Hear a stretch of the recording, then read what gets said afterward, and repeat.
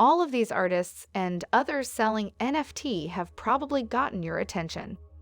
It has made you want to begin your own NFT portfolio. In this video, I'll teach you how to acquire NFT on a normal marketplace. Let's begin. Several NFT marketplaces offer them for sale, making them easy to locate. OpenSea is the largest one. Consider it an online gallery where you may peruse digital art, trading cards, and other NFT digital assets. A bidding system similar to that seen on auction websites like eBay is used, with certain ads offering the option to buy now for a fixed fee. Before you can acquire NFT, you will first need to set up a digital wallet that can also store NFTs. The most popular are MetaMask along with Coinbase and Binance. You will then need to fund your wallet with one of the cryptos accepted by the NFT Marketplace. When at the NFT Marketplace you have chosen, you will need to connect your wallet. Most people use MetaMask for this, but be careful as it is not the most secure wallet.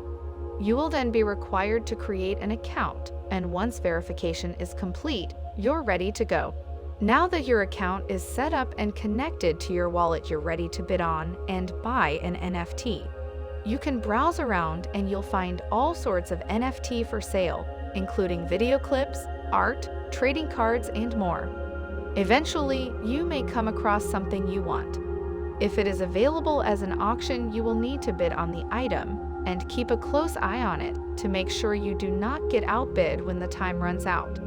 Alternatively, many NFT marketplaces allow users to make offers directly to the owners or buy at a fixed price. When you do come to the buying stage, make sure to find out what the gas fees are before you go ahead, as if the NFT is based on Ethereum. These can be incredibly expensive and make the NFT a bad investment.